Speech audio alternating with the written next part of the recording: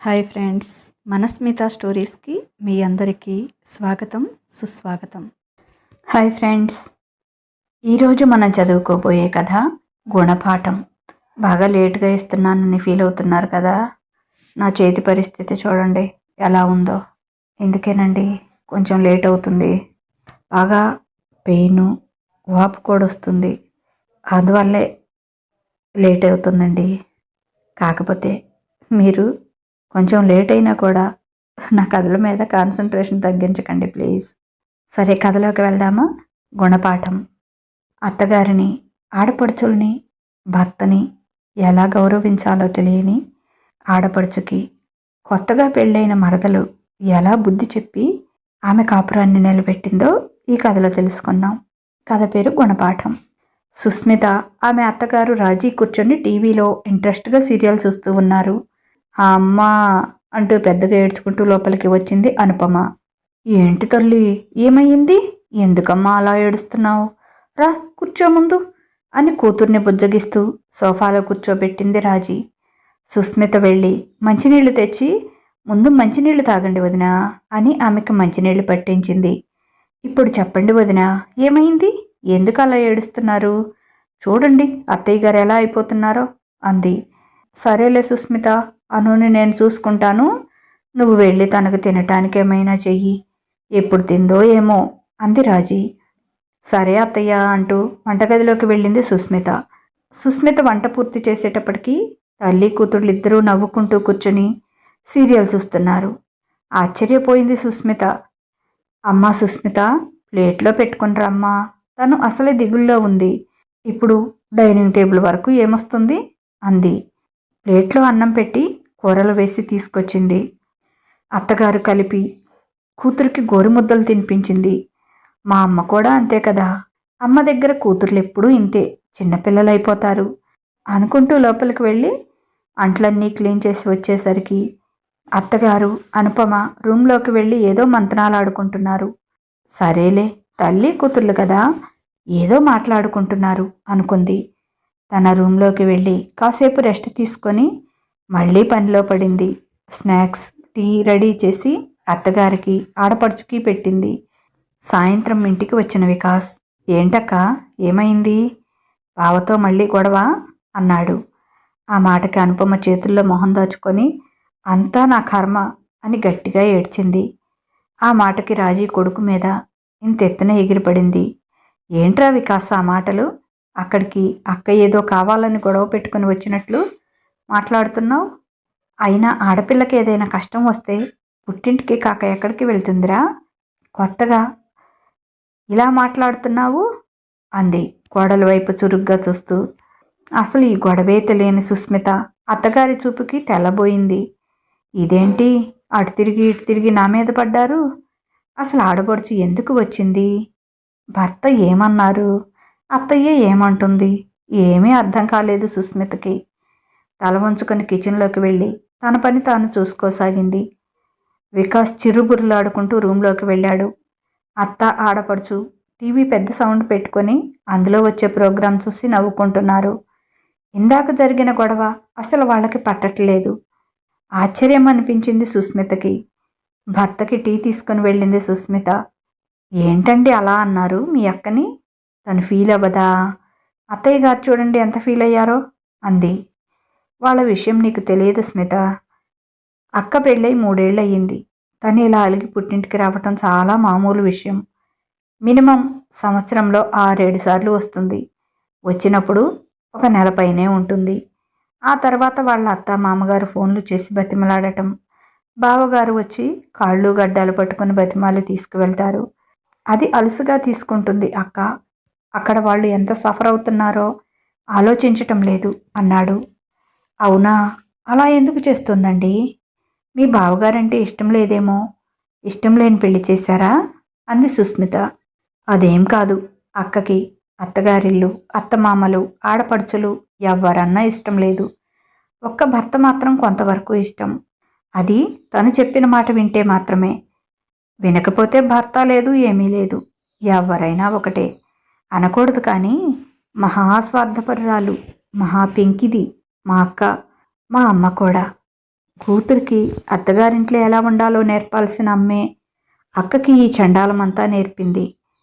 ఆడపడుచులకి ఖర్చు పెట్టనివ్వద్దు అని, అత్తామామ మాట వినాల్సిన పని లేదని, వాళ్ళకి సేవలు చేయాల్సిన అవసరం లేదని, నువ్వు మహారాణిలా కాలు మీద కాలు వేసుకుని కూర్చొని వాళ్లతో ఊడిగని చేపించుకోమని, నిన్నెవరైనా మాట అంటే పడవద్దని, అది భర్త అయినా సరే ఎదురు తిరగమని, గొడవ పెట్టుకోమని, అక్కడ పెత్తనమంతా నీ చేతుల్లో పెట్టుకోమని, ఇలాంటివన్నీ అక్కకి నూరిపోస్తోందమ్మ. అమ్మ మాటల్ని యాజ్ ఇట్ ఈజ్గా అత్తగారింటో ఇంప్లిమెంట్ చేస్తోంది అక్క. బావగారు చాలా మంచివారు, నెమ్మదస్తులు. అత్తయ్య మామయ్య కూడా అక్కని ఒక్క మాట అనరు. ఆడపడుచులు అక్కని కూర్చోపెట్టి పనులన్నీ చేస్తారు, మహారాణిలా చూస్తారు. దీంతో అక్కకి మరీ కళ్ళు నెత్తికెక్కాయి. ఆడపిల్లల చదువులకి, వాళ్ళ పెళ్ళిళ్ళకి, అత్తగారి మామగారి హాస్పిటల్ ఖర్చులకి ఏదైనా డబ్బు ఖర్చు అవుతుంది అంటే వద్దని గొడవ చేసి తగువ పెట్టుకుని ఇలా పుట్టింటికి వస్తుంది. బావగారే తగ్గి తనకి ప్రమోషన్ వచ్చినా చెప్పకుండా పెరిగిన జీతం చాటుగా తల్లిదండ్రులకి, అక్క చెల్లెళ్ళ ఖర్చులకి ఉపయోగిస్తుంటారు. ఇప్పుడు చిన్న చెల్లి పెళ్ళికి వచ్చింది. ఆమెకి మొన్న ఏదో సంబంధం వస్తే వాళ్ళు కట్నం అవసరం లేదు, ఆడపడుచు కట్నం మాత్రం 1,00,000 రూపాయలు ఇవ్వమన్నారట. వాళ్ళ అత్తగారింట్లో వాళ్ళు ఊరుకోరని. దానికి అక్క మీరంత డబ్బు ఇవ్వటానికి వీల్లేదని అంది. కానీ బావ వినకుండా వాళ్ళు అడిగినంత ఇచ్చి వాళ్ళ చెల్లి పెళ్లి చేశాడు. అదొక గొడవ. ఇప్పుడు ఫ్రెష్గా వేరు కాపురం పెడదామని బావతో గొడవ పెట్టుకుందట. నా తల్లిదండ్రులకు ఉన్నది నేనొక్కడినే, వాళ్ళని వదిలి వేరు కాపురం ఎలా వెళ్తాను అని బావగారి బాధ. చిన్న ఆడపడుచుకు కూడా పెళ్ళైతే అత్తామామలు పెద్ద వయసు వారు కాబట్టి వాళ్ళకి తనే చాకరీ చేయాలని, ఇంట్లో పని అంతా తన మీదే పడుతుందని ఈ వేరు కాపురం ఐడియా ఇచ్చింది మా అమ్మ. దాన్ని ఫాలో అయ్యి అక్క బావతో గొడవపడి ఇక్కడికి వచ్చింది. బావగారు ఇందాకే కలిశారు, చాలా బాధపడుతున్నారు. ఇంకా నాకు ఓర్పు నశించింది వికాస్. మీ అక్కని భరించటం నా వల్ల కాదు, ఇకనైనా తెలుసుకుంటుందిలే అని ఎప్పటికప్పుడు ఓపిక పడుతున్నాను. నా ఓపికకి కూడా హద్దు ఉంటుంది కదా. పెళ్ళై 3 ఏళ్ళయింది. ఏ ఒక్క రోజైనా సంతోషంగా సరదాగా ఉన్నామా? ఎప్పుడూ ఏదో ఒక గొడవలే. మనశ్శాంతి లేకుండా పోయింది. నాకు ఒక్కోసారి ఈ గొడవలతో విసిగిపోయి చచ్చిపోవాలనిపిస్తోంది. జీవితం మీదే విరక్తి కలుగుతోంది. అమ్మా నాన్న ముసలివాళ్ళు. ఈ వయసులో నేనేదైనా చేసుకుంటే వాళ్ళు భరించలేరు అని, వాళ్ళని చూసుకునే వాళ్ళు లేరు అని కంట్రోల్ చేసుకుంటున్నాను. అసలు ఈ దరిద్రపు పెళ్లి ఎందుకు చేసుకున్నానా అని ఏడవని రోజు లేదు వికాస్. ఇక మీ అక్కని భరించటం నా వల్ల కాదు అంటున్నారు బావగారు అన్నాడు వికాస్ చేతుల్లో తలపెట్టుకొని. పాపం అన్నయ్య గారు ఎంత విసిగిపోయారో. ఇంకా వదిన ఇలాగే ఉంటే డిప్రెషన్లోకి కూడా వెళ్తారు. అయినా అత్తయ్య గారు అలా ఎందుకు చేస్తున్నారు? నాతో బాగానే ఉంటున్నారుగా అంది. అవును, నీతో బాగానే ఉంటుంది. అప్పుడే కదా నువ్వు ఆమె చెప్పినట్లుగా ఆడతావు. ఆమె దర్జాగా కూర్చొని నీతో పనులన్నీ చేపించుకోవచ్చు. నీతో మంచిగా ఉంటేనే కదా నేను తనకి ఎదురు తిరగను. ఎప్పట్లా నెల 1 తారీఖున జీతం అమ్మ చేతిలోకి వెళ్తుంది. అమ్మ చాలా తెలివి కలది. అటు అల్లుణ్ణి ఇటు కోడల్ని తన గ్రిప్లో ఉంచుకోవాలి అనుకుంటుంది. దానివల్ల అక్క జీవితం నాశనం అయిపోతుందని తెలియటం లేదు అమ్మకి. బావగారు ఏదైనా కఠిన నిర్ణయం తీసుకుంటే అప్పుడైనా తెలిసి వస్తుందేమో. అప్పుడు తెలుసుకుంటే ఉపయోగమేముంది? చేతులు కాలాక ఆకులు పట్టుకున్నట్లే కదా.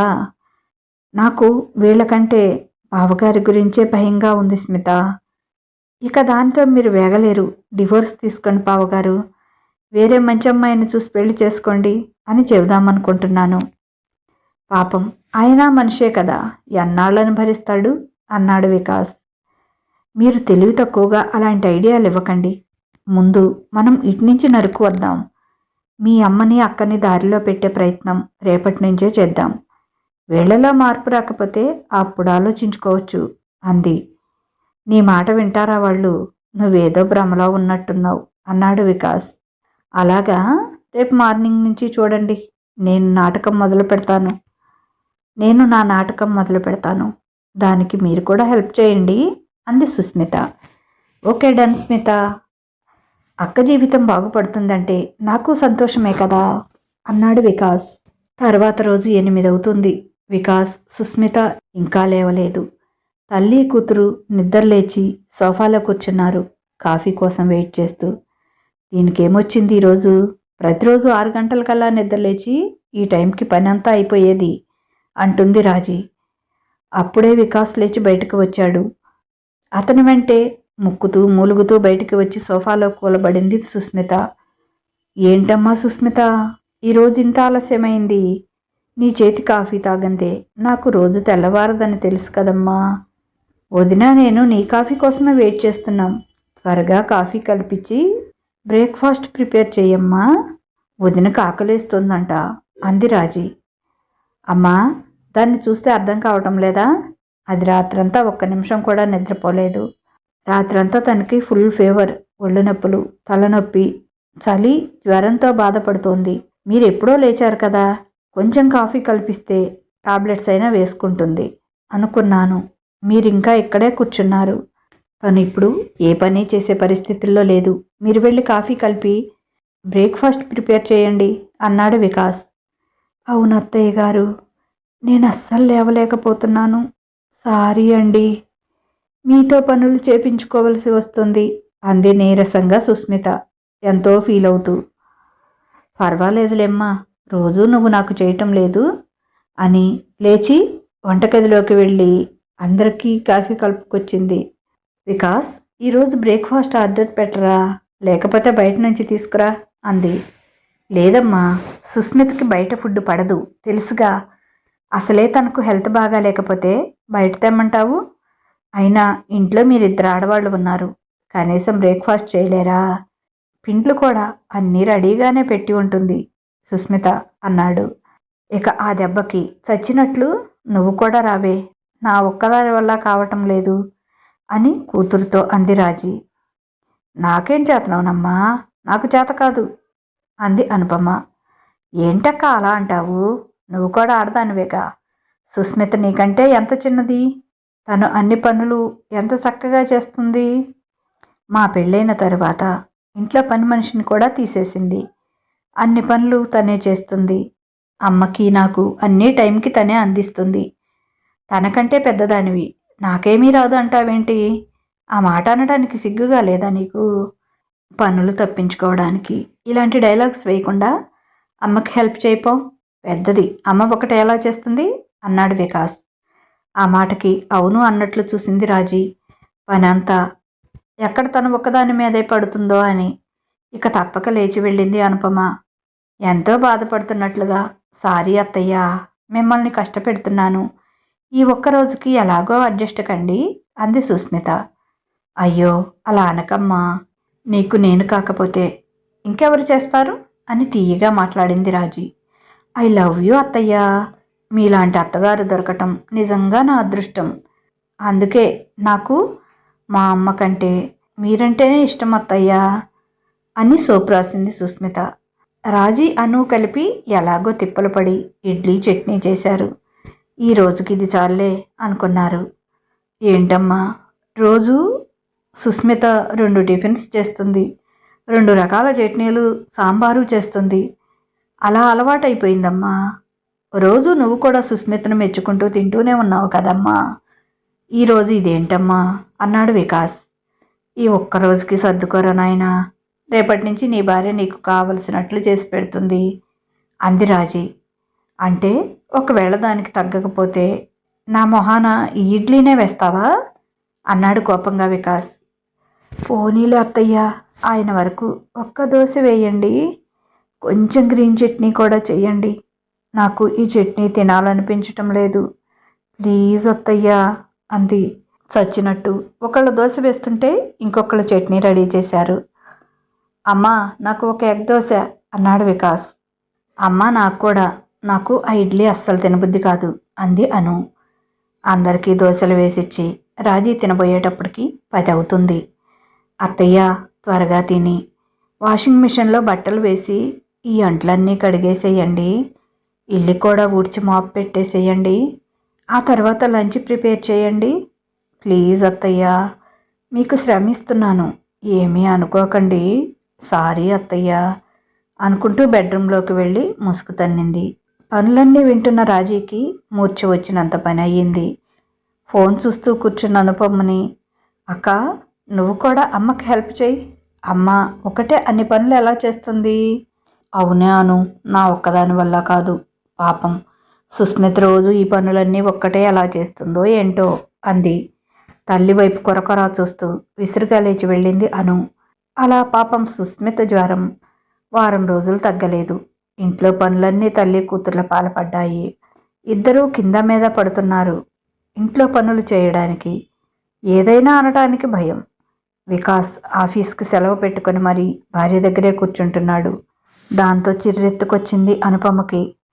ఆ అంట్లు కొంచెం కడగవే అంటున్న తల్లితో, ఏంటమ్మా నీ గొడవ, ఎప్పుడూ ఆ పని చెయ్యి ఈ పని చెయ్యి అని చెప్తావు.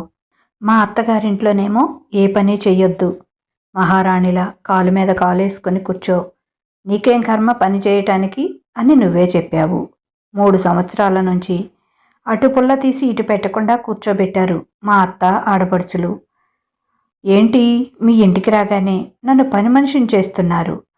నువ్వు నీ కోడలో కలిసి మీ ఇంట్లో పనులు చేయటానికే వచ్చానా నేనేమైనా పని మనిషిని అనుకుంటున్నారా అంది కోపంగా సుస్మిత వైపు చూస్తూ. అదేంటి వదిన అలా అంటావు? నువ్వు ఎప్పుడైనా వస్తే నీకు నేను అన్ని పనులు చేస్తున్నాను. ఎందుకు? నా భర్తకు అక్కవు, మా ఆడపడుచువి అనే కదా మిమ్మల్ని అందరినీ నా వాళ్ళు అనుకున్నాను. అందుకే కదా వదిన, అత్తయ్యకి ఆయనకి నీకు ఎవరికి ఏం కావాలన్నా నేను అన్నీ చూసుకుంటున్నాను. ఎప్పుడైనా ఒక్క మాట అన్నానా నాకు హెల్త్ బాగా లేకపోతే 2 రోజులు పనిచేస్తే ఇన్ని మాటలు అంటున్నావేంటి వదినా అంది సుస్మిత కళ్ళనీళ్లు తుడుచుకుంటూ. రాజీకి కూడా నిజమే అనిపించింది. అవునే, సుస్మిత అలా అనుకునే అమ్మాయేనా? బుద్ధి ఉండాలి మాట్లాడటానికి అంది కూతుర్ని మందలిస్తూ. తను ఏడుస్తూ గదిలోకి పరిగెత్తింది. కూతురు వెనకే వెళ్ళిన రాజీ, ఊరుకోవే, నేను కావాలనే అన్నాను. గదిలో నీ తమ్ముడు వర్క్ చేసుకుంటూ ఉన్నాడు, మన మాటలన్నీ వింటున్నాడు. ఈరోజు శాలరీలు పడతాయి. ఆ డబ్బు మన చేతిలోకి రావాలంటే వాళ్లతో మంచిగా ఉండాలి. అసలే దాన్ని రోగంతో మందులని డాక్టర్ అని నా అకౌంట్లో ఉన్న మనీ అంతా మీ తమ్ముడు అకౌంట్కి ట్రాన్స్ఫర్ చేయించుకున్నాడు. ఇంకా ఫ్రెండ్ దగ్గర కూడా తీసుకున్నాను అంటున్నాడు. నెల నెలా ఇచ్చే వాటిల్లో ఏమీ మిగలటం లేదా అమ్మా అంటున్నాడు. ఈరోజు వాడి దగ్గర నుంచి ఆ డబ్బులు ఆక్కోకపోతే నీ షాపింగులకి, నీ సరదాలకి, నీ స్విగ్గీ జొమాటో తిండికి ఒక్క పైసా కూడా ఉండదు అని చెప్పింది. సర్లే అంది మొహం మార్చుకొని అను. ఆ రోజు సుస్మితకి జ్వరం తగ్గిందని లేచి చిన్న చిన్న పనులు చేస్తూ, అసలు పనులన్నీ నీరసమ్మని యాక్టింగ్ చేస్తూ అత్త ఆడపడుచుతోటే చేపిస్తోంది. సరే ఒకసారి డాక్టర్ గారు బ్లడ్ టెస్ట్ చేయించుకోమన్నారు, వెళ్దాం రమ్మని సుస్మితను తీసుకొని వెళ్ళాడు వికాస్. ఇద్దరూ కలిసి ఇంట్లోకి కావలసిన సరుకులు కూరగాయలు మొత్తం తెచ్చారు. పాలవాళ్లకి కేబుల్ కరెంట్ అన్నీ ఆన్లైన్ ద్వారానే కట్టాడు వికాస్. ఆ సరుకులు చూసి మొహం నల్లగా మాడిపోయింది రాజీకి. ప్రతి నెలా తనే వెళ్ళి తెచ్చేది. 5,000 అయితే 10,000 అని చెప్పేది. అన్ని బిల్లులు ఎక్స్ట్రా చెప్పి ఆ నొక్కేసిన డబ్బంతా తన కూతురికి చీరలు అవి కొనిపెడుతూ కొంత డబ్బుగా పంపేది. కొడుకు రాగానే, వికాస్ ఈ నెల శాలరీ పడలేదా, ఇంకా నా అకౌంట్ కొట్టలేదు అంది. పాడటమో అయిపోయింది, అయిపోవడమో అయిపోయింది అన్నాడు వికాస్. అదేంట్రా, ఒక్క సరుకులు తెస్తే సరిపోతుందా? ఇంకా ఎన్ని ఖర్చులుంటాయి ఇల్లు అన్నాక? అయినా అప్పుడే శాలరీ మొత్తం అయిపోవటం ఏంటి అంది కోపంగా రాజీ. డబ్బు తన చేతిలోకి రాలేదని ఆమెకి కోపం కంట్రోల్ కావటం లేదు. చెప్పాను కదా అమ్మా, సుస్మిత ఆరోగ్యం పాడైంది కదా, టెస్టులకి మందులకి చాలా అయ్యింది. మా ఫ్రెండ్ దగ్గర అప్పు తీసుకున్నాను అని చెప్పాను కదా, వాడికి ఇచ్చేశాను. మిగతా బిల్లులన్నీ ఆన్లైన్లో నేను కట్టేశాను. ఇంట్లోకి కావలసిన సరుకులన్నీ తెచ్చాను. అయినా ఎంత డబ్బు వచ్చినా మన ఇంట్లో ఎందుకు? 3 మనుషులకి మొత్తం ఖర్చు అయిపోతుంది.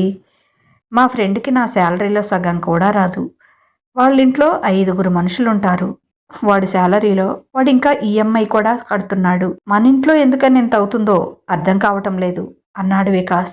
అంటే ఏమిటి వికాస్, పిల్లొచ్చి గుడ్డును వెక్కిరించిందని నాకే పాఠాలు నేర్పుతున్నావా? నాకు ఇల్లు మేనేజ్ చేయటం రాదు అంటున్నావా? డబ్బు దుబారా చేస్తున్నాను అంటున్నావా? ఏంట్రా నీ ఉద్దేశం అంది. సుస్మిత మధ్యలో కల్పించుకొని, అవునండి, అత్తయ్య గారు పెద్దవారు, అలా అనొచ్చా అంది. అంటాను, తెచ్చిచ్చేది నేను. నాకేమీ ఆఫీసులో ఊరికి కూర్చుంటే డబ్బులు రావటం లేదు. ఎంత కష్టపడుతున్నానో, మైండ్కి ఎంత ప్రెషర్ పడుతుందో నాకే తెలుసు. మీ అత్తాకోడళ్ళకి ఏమీ అర్థం కావటం లేదు.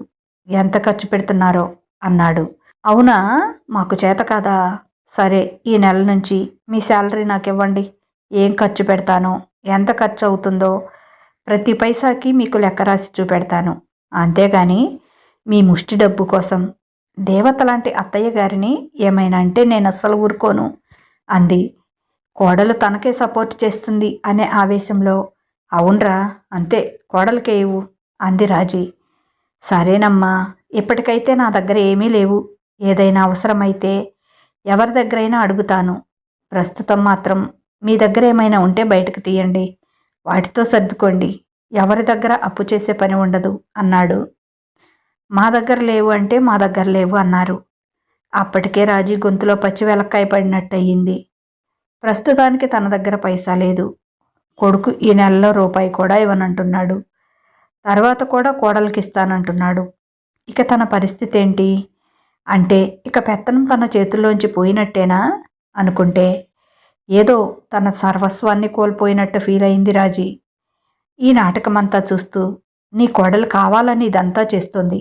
నీకు అర్థం కావటం లేదు పిచ్చిదానా అంది అను. లేదు లేదు లేవే, అది మంచిది. నీ తమ్ముడే ఈ మధ్య అతి తెలివి నేర్చాడు అంది.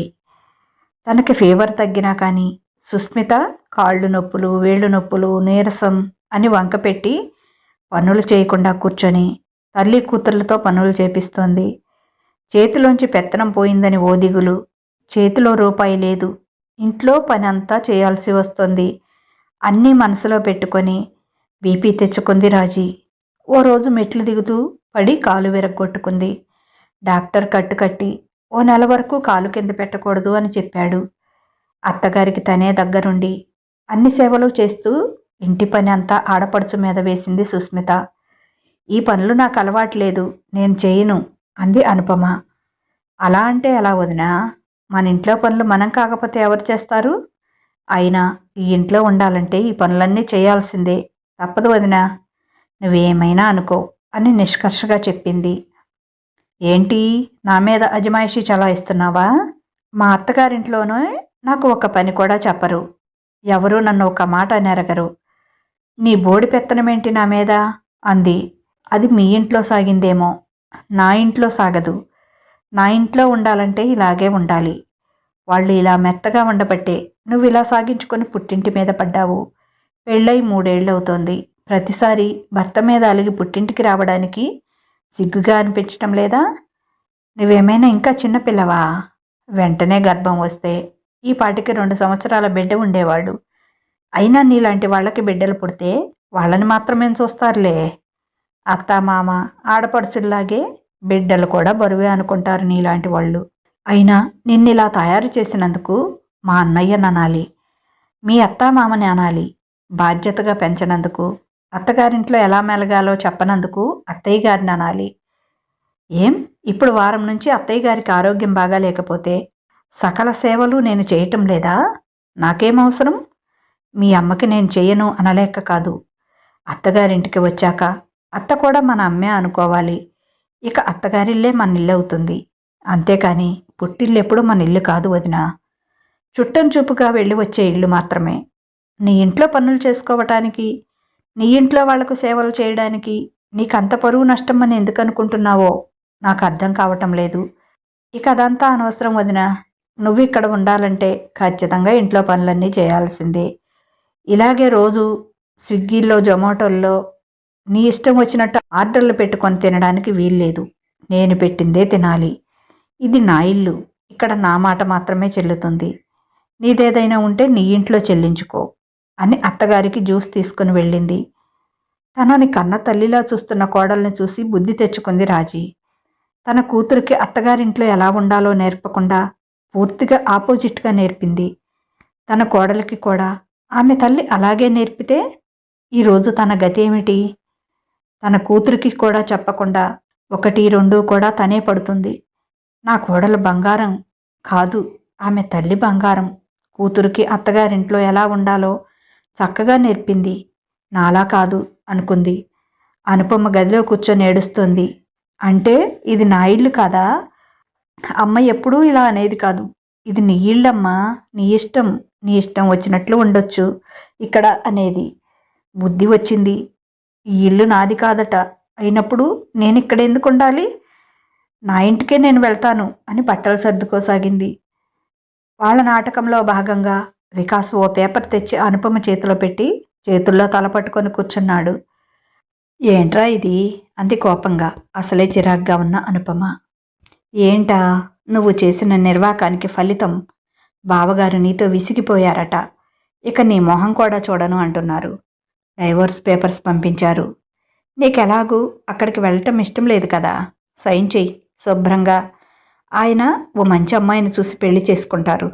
ఇకనైనా ప్రశాంతంగా బ్రతుకుతారు అన్నాడు వికాస్ కోపంగా అక్కను చూస్తూ. ఏంట్రా నువ్వనేది? బావ నాకు విడాకులు పంపించాడా? నో, నేను నమ్మను. ఆయనకి నా మీద ఎంత ప్రేమో నాకు తెలుసు. నన్ను వదిలిపెట్టి ఆయన ఉండరు. ఇదంతా అబద్ధం అని ఏడుస్తోంది. అవునే మూర్ఖురాలా. ఆయనకి నీ మీద ప్రేమ ఉండేది. అది ఒకప్పుడు. నువ్వు కూడా సుస్మితలాగా అత్తగారిని తల్లిలా, ఆడపడుచుల్ని అక్క చెల్లెళ్ళలా చూస్తే బావగారికి ఆ ప్రేమ ఇంకా కొండంత పెరిగేది. నువ్వేం చేశావో నీకు తెలీదా? నీకు గుర్తులేదా? ఎప్పుడూ ఆడపడుచులను ఆడిపోసుకోవటం, అత్తమామలను లెక్క చేయకపోవటం, వాళ్ళ అనారోగ్యాలను నిర్లక్ష్యం చేయటం, చివరికి వాళ్ళ నుంచి విడిపోయి వేరే కాపురం పెడదాము అనటం. ఇవేగా నువ్వు వెలగబెట్టింది అక్కడ ఈ 3 సంవత్సరాల నుంచి. ఇంకా మనిషి అన్నవాడికి ఎవరికైనా నీ మీద ప్రేమ ఉంటుందా? ఆ పిచ్చి బావ కనుక ఇంకా నిన్ను ఇన్నాళ్ళు భరించాడు. అదే నాలాంటి వాడైతే పెళ్ళైన నెలకే విడాకులు ఇచ్చేవాడు. లేకపోతే ఏ బావిలోనో తోసేవాడు. నువ్వు వాళ్ళని పెట్టిన హింస మామూలుదనుకున్నావా? ఎవరికైనా ఎన్నాళ్ళు ఉంటుంది ఓర్పు? పెళ్ళైన 3 సంవత్సరాల్లో నువ్వు అలిగి ఎన్నిసార్లు పుట్టింటికి వచ్చావు? నీకైనా గుర్తుందా? అత్తగారింట్లో ఎన్నాళ్ళు ఉన్నావు? పుట్టింట్లో ఎన్నాళ్ళు ఉన్నావు? ఎప్పుడైనా లెక్కేసుకున్నావా? ఒకవేళ అక్కడ ఉన్నా బావగారితో సఖ్యతగా సంతోషంగా ఒక్కరోజైనా ఉన్నావా? ఇంక నీలాంటి భార్య ఉంటే ఏమీ, లేకపోతే ఏమీ. నీలాంటి భార్యని ఏ భర్త భరించలేడు. వదిలేయక్క, నీకు దండం పెట్టి చెప్తున్నాను. ఇకనైనా బావని వదిలే. ఆయన్నైనా సంతోషంగా బ్రతకని. నీ బ్రతుకు ఇక ఎలాగూ ఇంతే. నీ కర్మ. దానికి ఎవరూ ఏమీ చేయలేము. నీ చేతులతో నువ్వు చేసుకున్నదే అన్నాడు వికాస్. చేతుల్లో మొహం దాచుకొని ఏడుస్తూ కూర్చుంది. వికాస్ తీసుకున్న క్లాస్కి తను ఏం చేసిందో, ఎలా ప్రవర్తించిందో అన్నీ గుర్తుకొస్తున్నాయి అనుపమకి. అవును, తను ఆ ఇంటి కోడలిగానే కాదు, ఓ మనిషిగా కూడా ప్రవర్తించలేదు. మొన్నటికి మొన్న అత్తగారికి ఆరోగ్యం అస్సలు బాగాలేదు. 4 రోజుల నుంచి జ్వరం. మూసిన కన్ను తెరవటం లేదు. అయినా పని మనుషులే ఇంట్లో పనంతా చేస్తున్నారు. తనేమీ ఆమెకు సేవ చేయలేదు. అయినా కూడా కావాలని వేరు కాపురం పెట్టాలని భర్తతో గొడవ పెట్టుకొని అలిగి పుట్టింటికి వచ్చింది. ఆడపడుచులు పెళ్ళిళ్ళై అత్తగారిళ్లకు వెళ్ళారు. అత్తామామలు భర్త గతి ఏమిటి అనుకోకుండా వాళ్ళని వదిలేసి తన మానాన తను వచ్చేసింది. పాపం అత్తగారికి ఎలా ఉందో అనుకుంది. సుస్మితను చూసి సిగ్గుపడింది. అత్తగారికి కన్న తల్లిలా కూతురు చేయని సేవలు కూడా చేస్తోంది. సుస్మిత తనకంటే బాగా చదువుకుంది. బాగా డబ్బున్న ఇంటి నుంచి వచ్చింది. అయినా ఏమాత్రం గర్వం ఉండదు. ఇంట్లో పని అంతా చేస్తుంది. అత్తని భర్తని ఎంత బాగా చూసుకుంటుందో. తనిక్కడికి వస్తే తనని అలాగే చూసుకుంటుంది. మరి తనేం చేసింది? అమ్మ చెప్పిందనుకో, నాకు కూడా విచక్షణ ఉండాలి కదా అనుకుంది. అంతే, లేచి పరుగున బయటికి నడిచింది. వికాస్, వదిన ఎక్కడికి అలా పరిగెత్తుతోంది అంది సుస్మిత. బుద్ధొచ్చింది, మా బావ దగ్గరికి వెళ్తోంది అన్నాడు నవ్వుతూ వికాస్. వదిన దగ్గర డబ్బులున్నాయో లేదో, ఆటోకైనా డబ్బులు కావాలిగా అంది. ఏం పర్లేదు, అక్కడికి వెళ్ళాక మా బావేస్తాడులే అని నవ్వాడు వికాస్. లేదు వికాస్, మీరు వెళ్ళి వదిలిపెట్టండి. నాకు భయంగా ఉంది. తనకి బుద్ధి రావాలని మనం మరీ ఎక్కువగా ప్రెషర్ ఇచ్చామేమో అంది భయంగా సుస్మిత. మా అక్కకి ఆ మాత్రం డోసు పడాలిలే, లేకపోతే బండి లైన్లోకి రాదు. అయినా నేను తీసుకొచ్చానా ఏంటి తనని తనే వచ్చింది, తనే వెళ్తుంది. వెళ్ళని, వెళ్ళాలి కూడా. అప్పుడే మనుషుల విలువ తెలుస్తుంది. నాకు ఆకలేస్తోంది, ముందు అన్నం పెట్టు అన్నాడు. మీ మాటే మీది, నా మాట వినరుగా అంటూ కిచెన్లోకి నడిచింది. సుస్మిత తినిపిస్తుంటే తింటూ బావగారికి ఫోన్ చేసి, హలో బావగారు, ఇక మీ పొలంలో కూడా మొలకలు రాబోతున్నాయి. హ్యాపీ డేస్ కోసం రెడీగా ఉండండి అన్నాడు నవ్వుతూ. ఏంట్రా బాబు ఈ అర్థం పర్థం లేని జోకులు? అయినా మీ అక్క నాతో ఉండగా నా పొలంలో మొలకలు, నా లైఫ్లో హ్యాపీ రెండూ నాకు దూరంగానే ఉంటాయి. మనకు అంత అదృష్టం లేదులేరా బామ్మర్ది అన్నాడు నిరాసక్తంగా. స్వయంగా మా అక్కే నీ లైఫ్లోకి హ్యాపీనెస్ తీసుకొని బ్రేకులు లేని బుల్డోజర్లో వచ్చేస్తుంది. కాసుకో బావా అని జరిగిందంతా చెప్పాడు. నిజంగానా బామ్మర్ది? మనం ఎవరూ చేయలేని పని మా చెల్లి సాధించింది. మా చెల్లికి థ్యాంక్స్ చెప్పామ్మర్ది అన్నాడు. అంతా వింటూనే ఉందిలే బావా అన్నాడు వికాస్. థ్యాంక్స్ రా సుస్మిత, నీ మేలు జీవితంలో మర్చిపోలేనిది అన్నాడు అజయ్.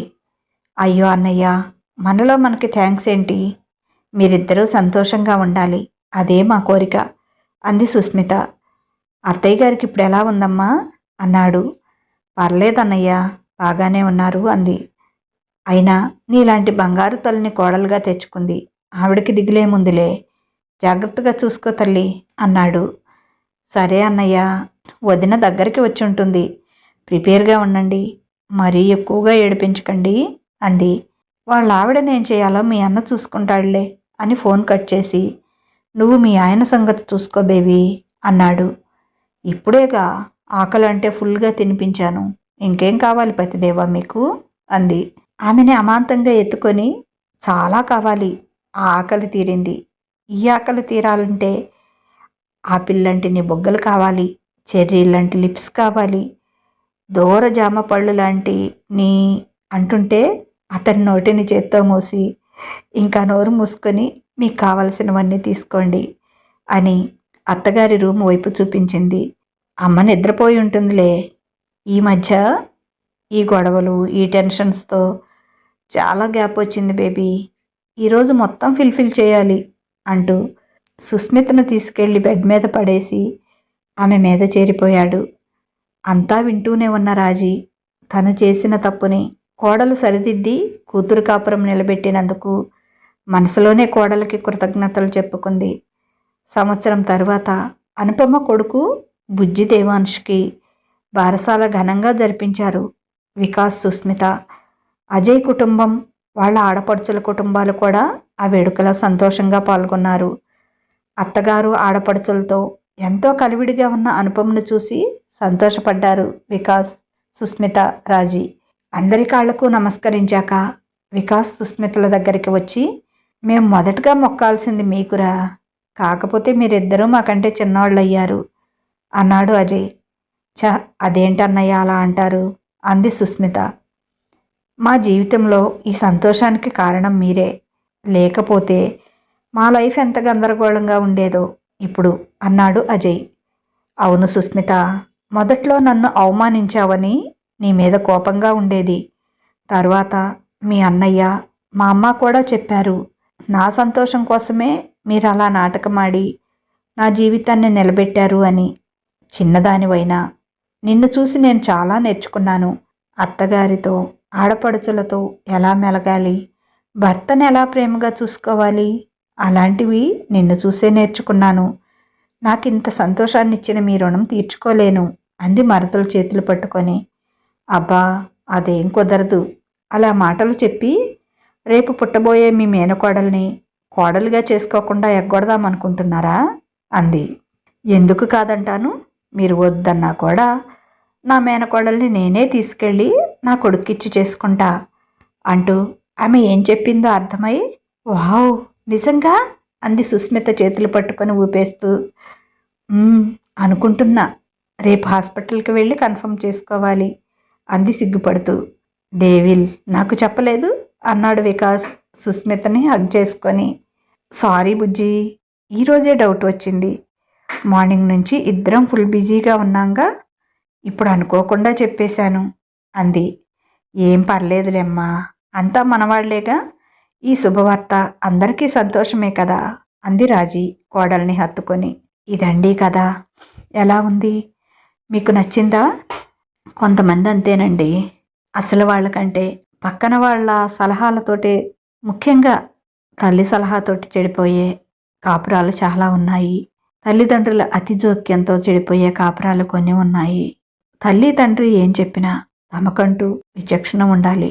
అత్తగారింట్లో తామెలా మెలగాలో ఎవరికి వాళ్లే తెలుసుకోవాలి. కనీసం ఎదుటి వారిని చూసైనా మనల్ని మనం మార్చుకోగలగాలి. మొత్తానికైతే మన అనుపమ తమ్ముడు మరదలు బుద్ధి చెప్పటంతో మారింది, దారిలోకి వచ్చింది, తన కాపురాన్ని నిలబెట్టుకుంది. మొత్తానికి ఇప్పుడు హ్యాపీ లైఫ్ని లీడ్ చేస్తోంది కుటుంబంలో. అలాంటి సంతోషం ఉంటేనే కదా ఇటు భర్త భార్యకి, ఇటు కుటుంబ సభ్యులకి అందరికీ హ్యాపీగా ఉంటుంది. చిన్న చిన్న గొడవలు ఏ కుటుంబంలో అయినా సహజమే. వాటిని మొదలనేయకుండా చూసుకోవటం మన చేతుల్లోనే ఉంటుంది. ఏ గొడవైనా తెగేదాకా లాగకూడదు. సరేనండి, ఈ కథ కనుక మీకు నచ్చితే తప్పనిసరిగా ఒక లైక్ ఇవ్వండి. అలాగే ఈ కథ పైన మీ అమూల్యమైన అభిప్రాయాన్ని ఓ చిన్న కామెంట్ ద్వారా తెలియజేయండి.